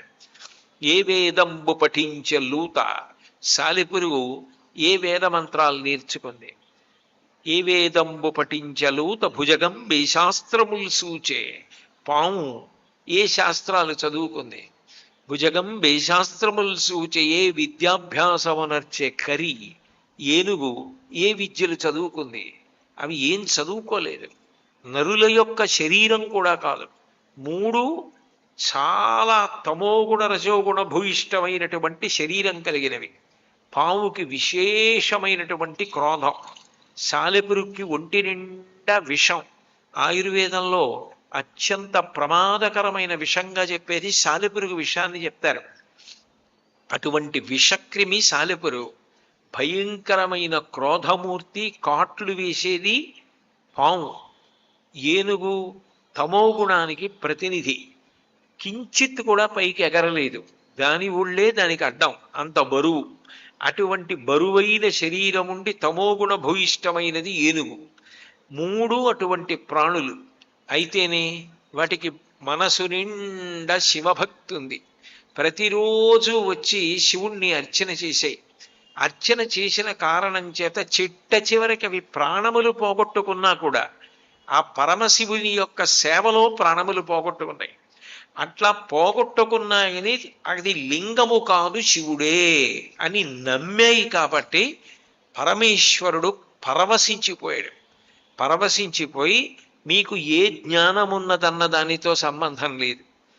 నరశరీరం పొంది భక్తి లేని వాడి కన్నా మీరు ఇటువంటి విషక్రిములుగా పుట్టినా ఇంత భక్తితో ఉన్నందుకు మిమ్మల్ని నాలో కలుపుకోవడం కాదు, నా క్షేత్రమునకు పేరు మీ మూడిటి పేరు మీదే ఉంటుంది. నా పేరు కూడా శ్రీకాళహస్తీశ్వరుడు అని మీ పేరు మీదే నాకు పేరు వస్తుందని ఆ మూడిటి పేరు మీదే పేరు పెట్టుకున్నాడు. భక్తి ఎంత గొప్పదో నిరూపించే క్షేత్రం శ్రీకాళహస్తీశ్వర క్షేత్రం. శివానంద లహరిలో శంకరాచార్యుల వారు భక్తి యొక్క వైభవం గురించి మాట్లాడుతూ ఆనందాశ్రుభిరాతనోతి పులకం నైర్మల్యతశ్చాదనం వాచా శంక ముఖస్థితైశ్చ జఠరాపూర్తిం చరిత్రామృతై రుద్రాక్షైర్భసితేన దేవ వపుషో రక్షాం భవద్భావనాపర్యంకే వినివేశ్య భక్తి జననీం భక్తార్భకం రక్షతి అంటారు. ఆనందాశ్రుభి ఆతనోతి పులకం. భక్తుడికి ఆ భగవంతుడి గురించి ఆలోచన రాగానే, ఆయన గురించి స్మరణ కలగగానే, ఆయన పూజ చెయ్యాలన్నా, ఆయన గురించి చెప్పాలన్నా, ఆయన గురించి వినాలన్నా, ప్రదక్షిణం చెయ్యాలన్నా పరమానందపడిపోయి ఆ భగవంతుని యొక్క స్థితిలో తనని తాను మరిచిపోయి కందుల వెంట ఆనంద భాష్పములు కారుస్తాడు. చంటి పిల్ల చూడండి, యువతల మేడ మీద మేనత్త అన్నం పెడుతోందనుకోండి, అమ్మ కావాలి అమ్మ కావాలి అమ్మ కావాలి అని చంటి బిడ్డ ఏడుస్తోంది. మేనత్త ఎదురుగుండా మేడ మీద పేరంటానికి వెళ్ళిన అమ్మని చూపించి, అదిగోనే అమ్మ అక్కడే ఉంది, వచ్చేస్తుంది, పేరంటానికి వెళ్ళింది, అన్నం తిను అందనుకోండి, అది అన్నం తిందో, నాకు అమ్మే కావాలి అమ్మే కావాలి అమ్మే కావాలంటుంది. అమ్మ వచ్చి గబ్బ గబ్బ గబ్బ గబ్బ పేరంటంలో పసుపు కుంకాలు శనగలు వాయినం తీసుకుని వచ్చేసి, ఎందుకే అలా ఏడుస్తున్నావు గొక్క పట్టే అని ఎత్తుకుందనుకోండి, ఒక్కసారి ఆనందపడిపోయి ఆ ఏడు పాపేసి వెక్కిళ్ళు వచ్చేసి కందుల వెంట ఆనంద భాష్పాలు వస్తాయి అమ్మెత్తుకుందన్న సంతోషంలో. భక్తుడికి కూడా ఆ కాళహస్తీశ్వరలింగాన్ని చూసేటప్పటికి ఆ ఏనుగు దంతాలు, ఆ సాలెపురుగు, ఆ పాము యొక్క తలలు, అవన్నీ ఆ పడగలు కనపడుతుంటే, ఈశ్వరా భక్తికి ఇంత సులభుడవా, అట్లా కలుపుకుని ఇప్పటికీ ఇట్లా నిలబడిపోయావా, మనుష్యులం మేం ముట్టుకోవట్లేదు కానీ అవి మూడు నీ యందు కలిసిపోయి, భక్తి ఉంటే అంత గొప్ప స్థానం ఇస్తానని చెప్పడానికి ఇట్లా కలుపుకున్నావా అని మనసులో భావన కలగగానే కందుల నీరు చిప్పిల్లుతుంది, ఆనంద భాష్పాలు వస్తాయి. ఆనందాశ్రుభిరాతనోతి పులకం. ఆయన్ని చూడగానే ఇన్నాళ్ళు నావలో ఊపిరిగా ఉండి ఊపిరిగా బయటికొచ్చి నేను ఉన్నాను ఉన్నాను అని ఆయుర్దాయం ఇచ్చి ఆరోగ్యం ఇచ్చి ఇన్ని పనులు చేయించి ఇంత కీర్తిని కట్టపెట్టి ఇన్ని చేసిన తండ్రి, ఇన్నాళ్ళకి కదా నిన్ను చూడగలిగాను అని ఆ శివలింగం వంక చూస్తున్నప్పుడు రోమాంచితమై వెంట్రుకలు నిక్కపుడుచుకుంటాయి.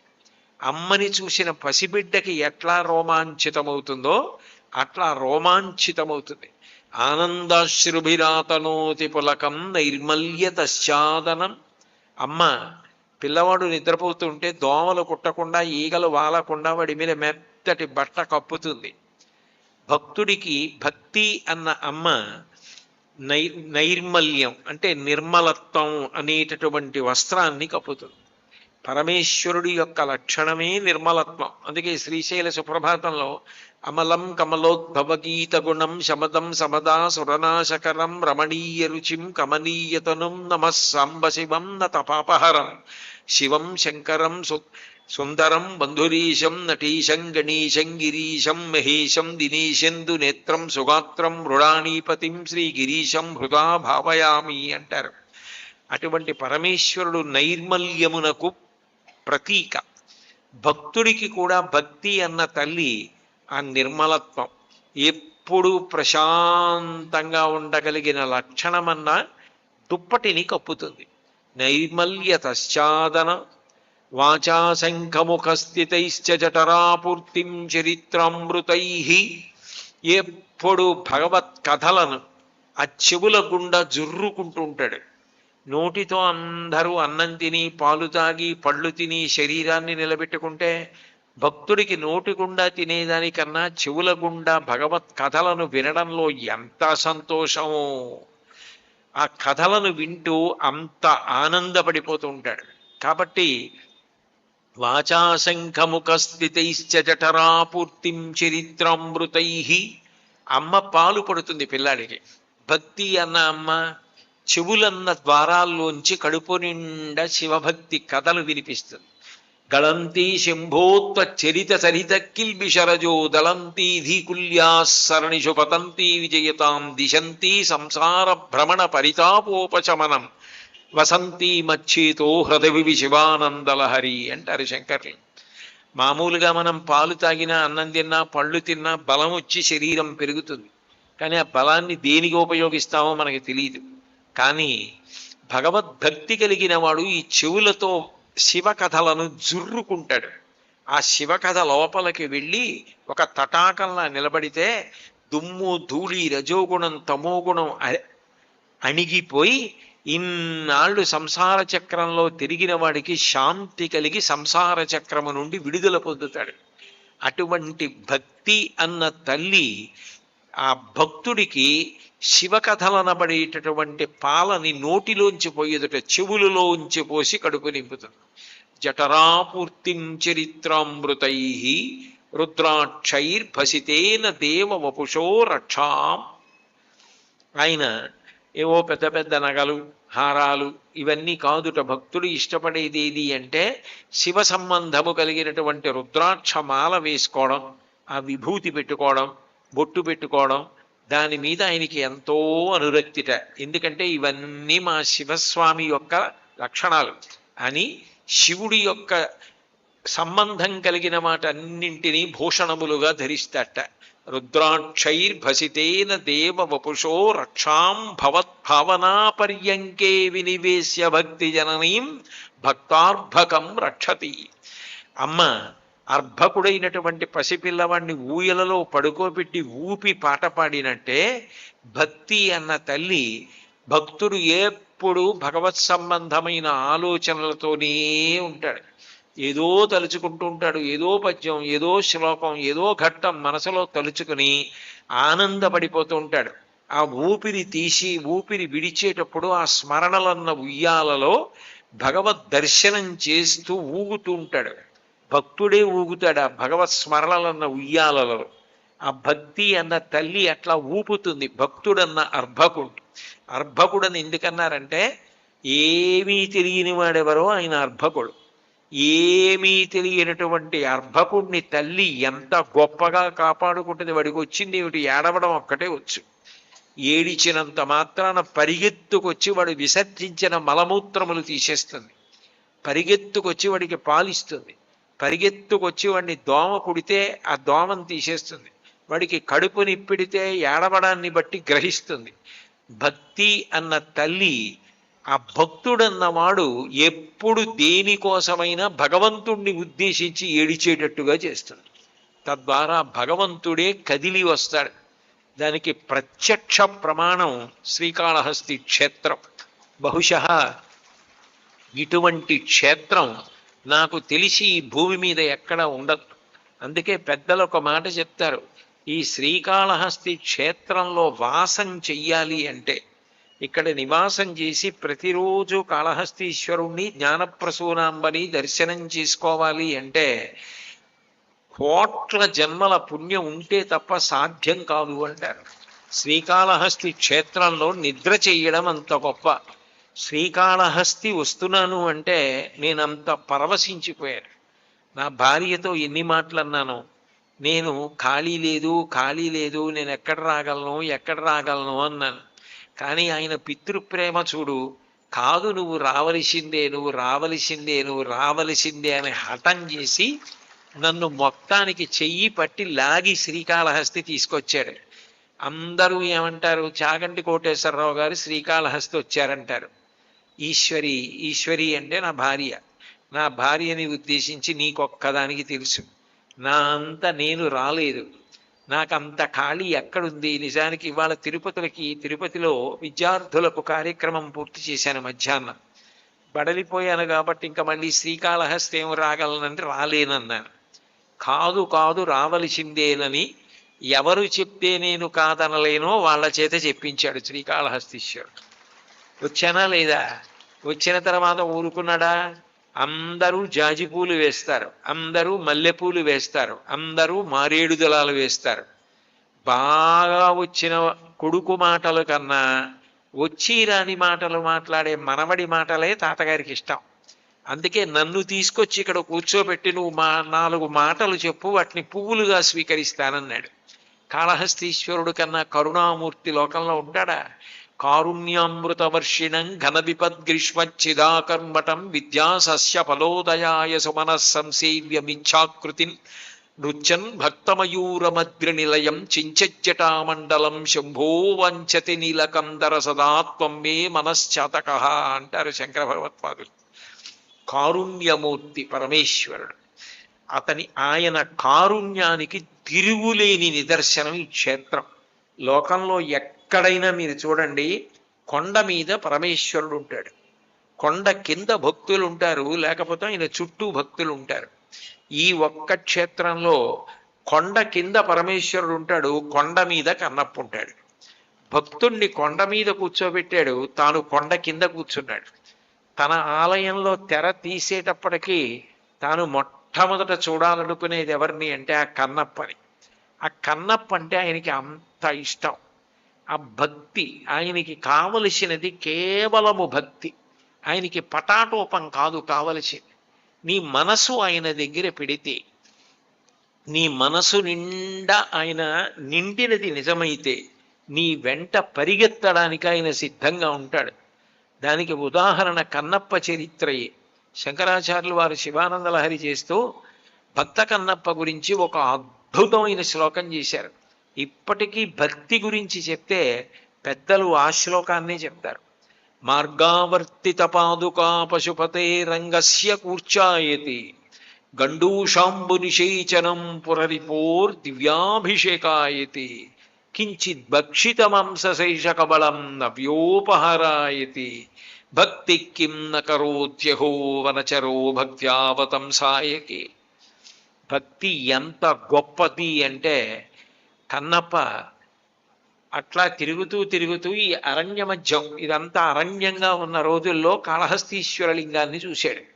చూసి ఆయన కేవలం నల్ల రాయను లింగమను అనలేదు. మా తండ్రి శివయ్య ఇక్కడ కూర్చుని ఉన్నాడు, స్వామి ఏమైనా తిన్నావా అన్నాడు. నేను కడుపు నిండా తిన్నాను అనుకోండి, ఏమండి మీరు ఏమైనా తిన్నారా అని అడిగారు అనుకోండి, చటుక్కుని మీరు ఏమైనా తెస్తారేమో తినడానికన్నా భయం కొద్దీ అయ్యో తిన్నానండోయ్ అంటాను.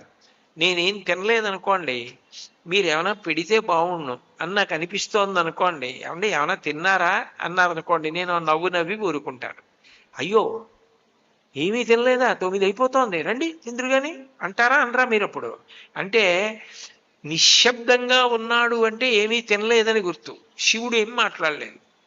అయ్యో శివయ్య ఏం మాట్లాడటం లేదు, ఏమీ తినలేదా, ఉండు నీకేమైనా పట్టుకొస్తాను, వేట దొరకగానే ముందు నీకు పెట్టి నేను తింటానన్నాడు. అంటే ఆయన శివుణ్ణే చూశాడు తప్ప అది ఏదో రాయి లింగం ఇలా ఆయన అనలేదు, అది శివుడే అన్నాడు.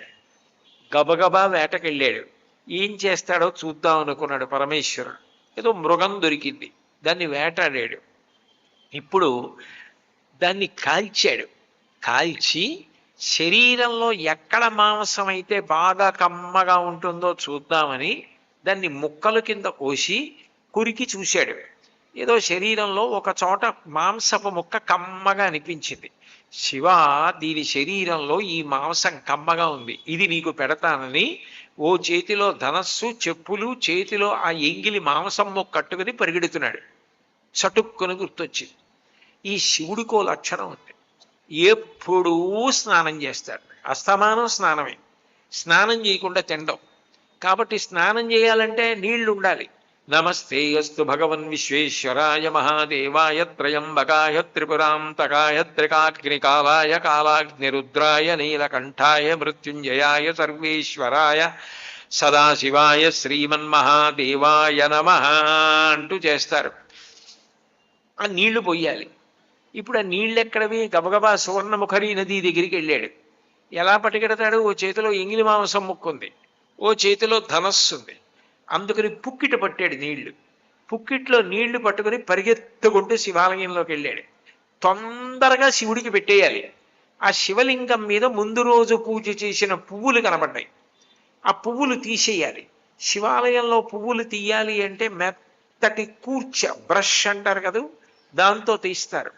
మార్గావర్తిత పాదుకా పశుపతే రంగస్య కూర్చాయతి.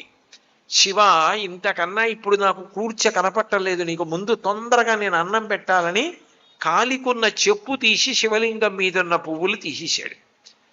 పరమేశ్వరుడు అన్నాడు, ఊరే ఇంత గొప్ప కూర్చపెట్టి పువ్వులు తీసిన వాడిని నేను చూడలేదురా అన్నాడు.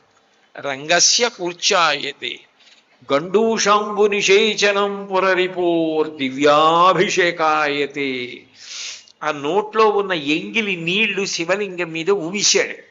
అయిందా అభిషేకం, తింటావా ఇప్పుడు అన్నాడు. పరమేశ్వరుడు అన్నాడు, అబ్బో ఇంత దివ్యమైన అభిషేకం ఇప్పటిదాకా నాకు ఎవరూ చెయ్యలేదురా అన్నాడు. కించిత్ భక్షిత మాంసశేష కబళం, తాను ఎంగిలి చేసి ఉమ్ముతో ఉన్నటువంటి మాంసం ముక్క పట్టుకొచ్చి అక్కడ పెట్టి తింటావా తినవా అని హఠం చేశాడు.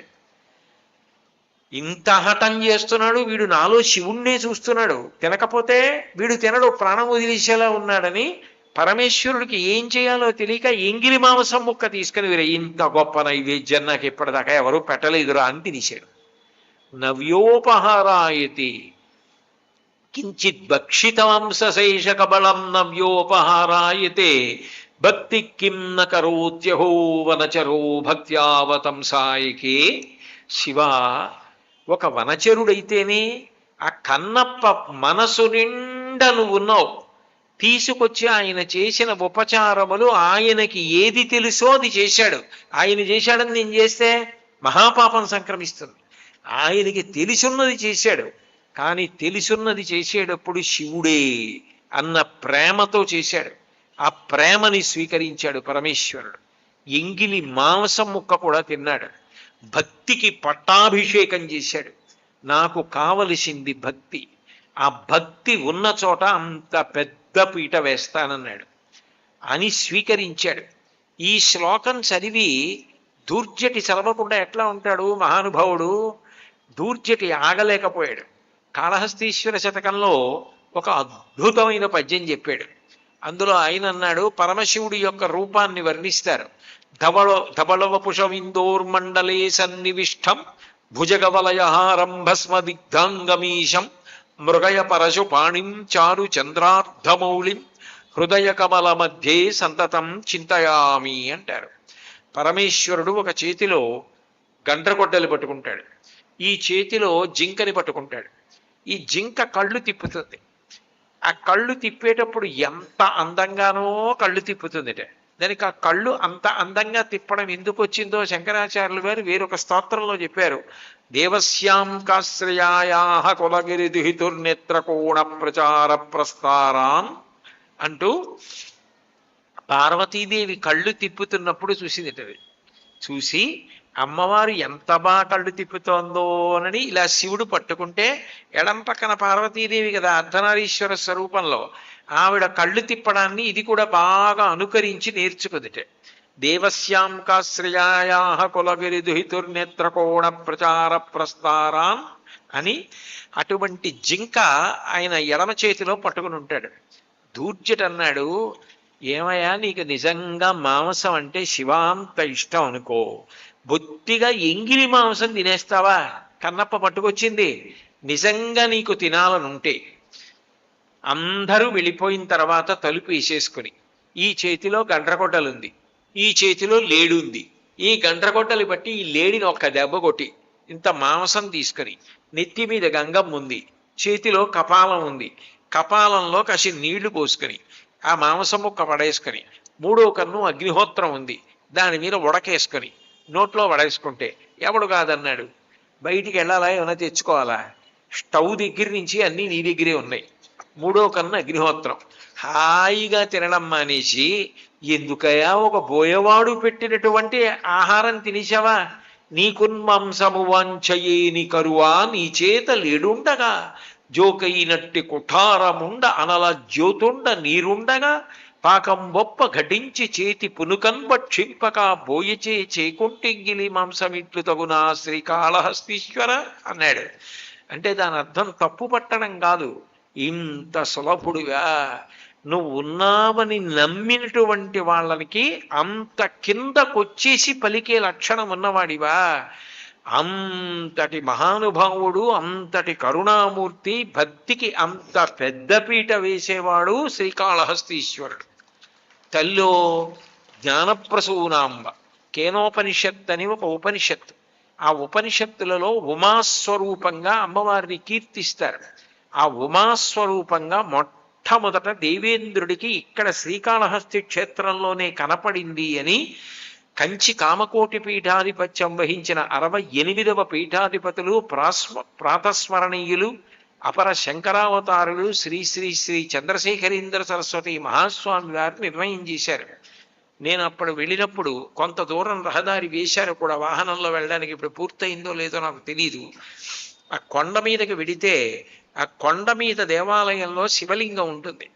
అక్కడ ఉమ అన్న పేరుతో అక్కడే అమ్మవారు వెలిసి దేవతలకందరికీ కూడా జ్ఞానం ఇచ్చింది. ఇంద్రుడికి బోధ చేసి ఉమ అన్న పేరుతో వెలిసింది. ఆవిడే తూర్పు ముఖంగా జ్ఞాన ప్రసూనాంబ. తామర పువ్వు విచ్చుకోవాలి అంటే సూర్యకిరణములు పడాలి, తూర్పుకి తిరిగి ఉండాలి, మనకి జ్ఞానమునిస్తుంది.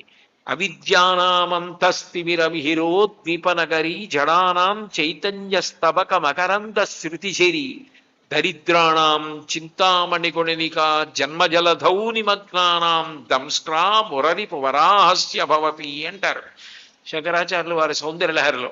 అవిద్యానామంతస్తిమిరమిహిరోద్వీపనగరి. ఆవిడ అజ్ఞానమనేటటువంటి కటిక చీకటికి సూర్యుడు ఉదయించేటటువంటి తూర్పు కొండ. ఆ సూర్య ఉదయం అయిందనుకోండి, ఆ కాంతి చేత ఎంతటి కటిక చీకట్లైనా విచ్చుకుపోతాయి. ఆవిడ జ్ఞాన ప్రసూనాంబ. సూర్యకిరణములు పడితే విచ్చుకుంటుంది తామరపు. అట్లాగే ఆవిడ జ్ఞానం ఇచ్చి హృదయ కుసుమము విచ్చుకునేటట్టుగా చేస్తుంది. ఆ తల్లి అవిద్యను పోగొట్టడంలో సూర్యుడి వంటిది.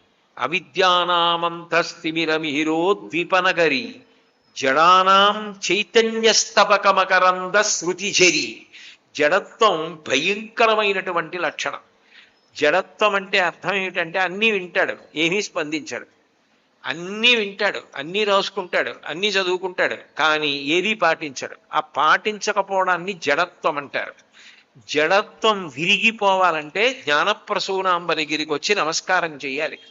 చేస్తే ఆవిడ ఏం చేస్తుంది అంటే మనలో ఉన్న జడత్వాన్ని తీసేస్తుంది. ఎందుకనంటే ఆవిడే చైతన్య స్వరూపిణి జ్ఞానప్రసూనాంబ కాబట్టి. జడానాం చైతన్యస్తబకమకరంద శృతిఝరి దరిద్రాణం చింతామణిగుణనికా జన్మ జలధౌ నిమగ్నానాం దంష్ట్రా మురరిపు వరాహస్య భవతి. ఆవిడ దరిద్రులైన వాళ్ళందరికీ కూడా చింతామణి పేరు. అంటే చింతామణి ఒక్కటి ఉందనుకోండి ఇంట్లో, మీరు ఏదైనా ఇది కావాలని చింతించగానే దాన్ని ఇచ్చేస్తుంది ఆ చింతామణి. ఆవిడ చింతామణుల పేరు. లలితా సహస్రనామమే 1000 మణుల పేరు. ఆవిడ యొక్క ఒక్కొక్క పేరు ఒక్కొక్క మణి, ఒక్కొక్క చింతామణి. చింతామణి పాణిగ్రాహి పరమశివుడు. అటువంటి చింతామణి స్వరూపమైన తల్లి ఆవిడ మ్రోల నిలబడితే ఆ బంగారు చీర కట్టుకుని ఆ కళ్ళ అంత ప్రేమతో మయి జనని దృష్టి సకరుణ అంటారు శంకర్లు. అంత దయతో బిడ్డా వచ్చావురా అని ప్రేమతో చూస్తున్నట్టు, మనవంకే చూస్తున్నట్టు ఉంటుంది జ్ఞానప్రసూనాంబ. ఆ మొలకి సర్పవడ్డాణం పెట్టుకుంటుంది. ఆ వడ్డాణం చూస్తే చాలు రాహుకేతువుల యొక్క ప్రభావం తగ్గుతుందంటారు. అంత గొప్ప తల్లి ఆవిడ. దరిద్రమును తీసి చింతామణిని మనకు అనుగ్రహిస్తుంది. అంటే మనకు అవసరములు తీరక బాధపడితే జ్ఞానప్రసూనాంబా దర్శనము చేత ఈప్సితములు నెరవేరుతాయి. మన అవసరము తీరకుండా అడ్డొచ్చిన పాపమును దహించగలిగిన శక్తి ఆ తల్లి. కాబట్టి దరిద్రాణం చింతామణి గుణనిక జన్మజలధౌ నిమగ్నానాం దంష్ట్రా మురరిపు వరాహస్య భవతి. జనన మరణ సముద్రంలో పుట్టి చచ్చి అట్లా సంసార సముద్రంలో పడి కొట్టుకుంటున్న వాణ్ణి పైకెత్తడంలో ఆదివరాహస్వామి కోర ఎంత గొప్పదో, ఆయన భూమిని ఎలా పైకెత్తాడో అలా జనన మరణ సముద్రమునందు కొట్టుకుంటున్న జీవుణ్ణి పైకెత్తడంలో ఆవిడ పాదం అంత గొప్పది. అటువంటి తల్లి జ్ఞానప్రసూనాంబ. అవతల వైపు దక్షిణామూర్తి.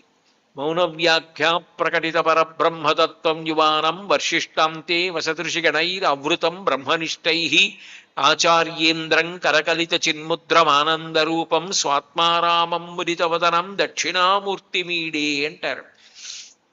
చిన్ముద్ర పట్టి ఉంటాడు.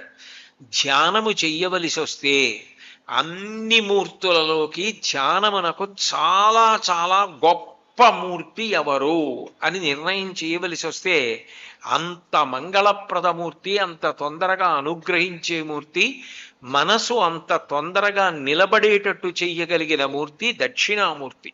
అందుకే దక్షిణామూర్తిని ఉపాసన చేయమంటారు. ఇప్పటికీ కాకినాడ గోశాలలో ధ్యాన మందిరంలో ఎదురుగుండా గోడ మీద శ్రీకాళహస్తి క్షేత్రంలో ఉన్న దక్షిణామూర్తే ఉంటారు. నిజానికి దక్షిణామూర్తి చిత్తరువు ప్రతి ఇంట్లో ఉండాలి. పిల్లలందరూ కాసేపు కూర్చుని అలా దక్షిణామూర్తి వంక చూసి దక్షిణామూర్తి ఎలా కూర్చుంటారో, ఏ పాదం ఏ కాలు మీద ఏ పాదం వేసుకుంటారో బాగా మనసులో ధ్యానం చేసి పట్టుకుంటే విద్య బాగా వస్తుంది. సమస్తమును అనుగ్రహిస్తాడు. ధ్యానమునకు అత్యంత యోగ్యమైన మూర్తి దక్షిణామూర్తి. పక్కన సువర్ణముఖరి నదీ ప్రవాహం, ఇన్ని విశేషాలతో కూడుకున్న క్షేత్రం ఈ శ్రీకాళహస్తి క్షేత్రం. అందుకే శ్రీకాళహస్తి క్షేత్రంలోకి ప్రవేశించడం, శ్రీకాళహస్తీశ్వరుణ్ణి దర్శించడం, జ్ఞానప్రసూనాంబని దర్శించడం, పాతాళ వినాయకుణ్ణి ఆ దక్షిణామూర్తిని దర్శనం చేసుకోవడం, చెంగల్వరాయుడు సరస్వతీ కోనేరు ఒకప్పుడు మాటలు రాని వాళ్ళకి ఇక్కడ నీరు తీర్థంగా ఇచ్చేవారట. చెంగల్వరాయుడు అన్న పేరుతో సుబ్రహ్మణ్యుడు ఎదురుగుండా కొలువి తీరి ఉంటాడు. సహస్రలింగం. అప్రదక్షిణంగా వెడతారు రాహుకేతువులు మేరు పర్వతానికి. అప్రదక్షిణీకుర్వాణం అంటారు.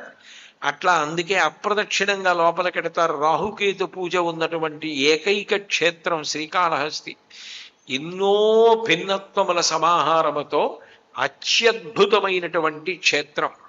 దినదిన ప్రవర్ధమానమై ఎన్నో మంటపాలు, ఎన్నో ఉపాలయాలు సువర్ణమూర్తులుగా మారిపోతున్నాయి. అంత గొప్పగా ఈ క్షేత్రం వృద్ధిలోకి వస్తోంది. ఒక్క మహాశివరాత్రి నాడు 1,28,000 మంది భక్తులు స్వామిని దర్శనం చేసుకున్నారు అంటే ఆ స్వామి అనుగ్రహం గురించి నేనేం చెప్పను. మిగిలిన స్వాములకు ఏదైనా చెప్తే విన్నారో వినలేదో తెలియదు. విన్నారని బాగా అనిపించే మూర్తి వినాయకుడు. ఎందుకంటే మిగిలిన స్వాములకు చెవులు కదలవు, నాకు కదలవు, మీకు కదలవు. కానీ ఒక్క వినాయకుడికి ఏనుగు చెవులు కాబట్టి చెవులు కదుపుతాయి. చెవులు కదుపుతూ వింటాడు కాబట్టి మనం చెప్పిన మాటలు బాగా విన్నాడన్న నమ్మకం కుదిరేది వినాయకుడి దగ్గర. ఉపకారం చేస్తాడా చేయడా అన్న అనుమానం లేకుండా ఉపకారం చేస్తున్నాడు కాబట్టి అసలు వచ్చి నిలబడ్డానని నమ్మకం కలిగేది కాళహస్తీశ్వరుడి దగ్గర. ఎందుకంటే ఊపిరి తీసి విడిచిపెడితే కదా లోపలికి వచ్చి నిలబడడం. ఉపకారం చేసి తీరుతాడు, చెయ్యట్లేదా అనుక్షణం చేస్తున్నాడని నమ్మకం కలిగించే క్షేత్రం శ్రీకాళహస్తి. అంత గొప్ప క్షేత్రం, ఇంత గొప్ప బ్రహ్మోత్సవాలు. అటువంటి బ్రహ్మోత్సవాలకి చిట్ట చివరి రోజు, అటువంటి చిట్ట చివరి రోజున మీ అందరూ కూడా నిజానికి వేళ కాని వేళ అయిపోయి 9:15 అయిపోయినా కూడా అంతమంది కాలు కదపడానికి చోటు లేకుండా ఒకళ్ళనొకళ్ళు ఉరుసుకుంటూ ఒంటి కాలు మీద అలా నిలబడి ఇంత నిశ్శబ్దంగా ఇలా విన్నారు అంటే మీ అందరి భక్తి ప్రపత్తులకి నేను ఎంతో సంతోషిస్తున్నాను. ఆ పైన విశేషించి ఇప్పుడు శ్రీకాళహస్తి క్షేత్రానికి ప్రదక్షిణ మార్గం అంతా కూడా సువ్యవస్థితం చేశారు. ఎన్నో సౌకర్యాలు చేస్తున్నారు. ఏడాదికి క్షేత్రంలో ఎన్నో సౌకర్యాలు కల్పిస్తున్నారు, ఎంతో వృద్ధిలోకి తీసుకొస్తున్నారు. నిజానికి ఈ క్షేత్రం ఒక పూటో ఒక రోజో చూసే క్షేత్రం కాదు. ఇక్కడికి పరమేశ్వరుడు అర్ధనారీశ్వరుడుగా వచ్చాడు అని ఇలా తిన్నగా వెడితే అర్ధనారీశ్వరుడుగా వెలిసినటువంటి దేవాలయం ఉంది. అర్ధనారీశ్వర స్వరూపంగా వెలిసిన దేవాలయం, కొండ మీద వెలిసిన దేవాలయం. ఇక్కడ కళ్యాణమూర్తులుగా ఒక కొండ మీద ఉన్నారు పార్వతీ పరమేశ్వరులని చంద్రశేఖరేంద్ర సరస్వతి స్వామి వారు చెప్పినప్పటికీ కొండ అంతా కూడా డొంకతోటి ముళ్ళ పొదలతోటి నిండిపోయి ఉండేది. ఆయన మాట విని డొంకలు తొలగించి చూస్తే కళ్యాణమూర్తులు కొండల మీద కనబడ్డాయి. ఇప్పటికీ ఆ కళ్యాణమూర్తులు ఉంటాయి కొండ మీద. అంతటి ప్రత్యక్షమైనటువంటి అనుభవాలు ఇంతమందికి ఇచ్చినటువంటి క్షేత్రం, ఉపనిషత్ సంబంధం కలిగిన ఏకైక క్షేత్రం శ్రీకాళహస్తి. కేనోపనిషత్తులో ఉమా ఇక్కడే వెలిసింది అని మహాస్వామి వారు ఎన్నో మాటలు చెప్పారు. మహాస్వామి వారికి ఈ క్షేత్రం అంటే ప్రాణం. ఆయన ఇక్కడ ఈ శ్రీకాళహస్తీశ్వరుడి క్షేత్రంలో పనిచేసే వేద విద్వాంసుల్ని పిలిపించి ఈ క్షేత్రం లోకానికి అంతటికీ ప్రాణం లాంటిది. ఇక్కడ స్వామి తేజస్సు పెరగడానికి మీరు కూర్చుని రుద్రమంత్రముల పారాయణం, నమక చమకాలు తప్పకుండా పారాయణ చెయ్యండి, సుస్వరంగా చెయ్యండి అని చెప్పారు. ఇప్పటికీ కూడా ఇక్కడ ఉన్నారు. ఇప్పటిదాకా నాతో కలిసి తిరిగాడే మనవాడు నువ్వే, ఏమిటి నీ పే? నరహరి. నరహరి వాళ్ళ అన్నయ్య గారు ఆ చంద్రశేఖరేంద్ర సరస్వతి మహాస్వామి వారి దగ్గరికి వెడితే ఆయన చెప్పడం, బాలసుబ్రహ్మణ్యం గారు వాళ్ళందరూ ఇక్కడ పారాయణలు చేయడం, ఈ క్షేత్రం మహాపురుషులు కూడా అంత కొనియాడినటువంటి పరమాద్భుతమైన క్షేత్రం. అటువంటి క్షేత్రానికి ఈ బ్రహ్మోత్సవాల్లో రావడం నాకెంతో సంతోషకరమైన విషయం. ఈ సందర్భంగా నేను దాపరికం లేకుండా మీతో ఒక మాట చెప్పాలి. నేను 2 మోకాళ్ళు ఒక్కసారి శస్త్రచికిత్స చేయించుకోవాలి అని అనుకున్నప్పుడు నిజానికి ఊపిరి రూపంలో ఉండవలసిన వాడు వాయు రూపంలో వండి మళ్ళీ నా మోకాళ్ళు పనిచేసేటట్టు చెయ్యగలిగిన వాడు ఆయనే అన్న ఉద్దేశ్యంతో నేను కాళహస్తీశ్వరుడికి జ్ఞానప్రసూనాంబకి తత్సంబంధమైనటువంటి పాటలతో ఊంజల్ సేవ చేసి మర్నాడు వెళ్ళి హైదరాబాద్లో ఆపరేషన్ చేయించుకున్నారు.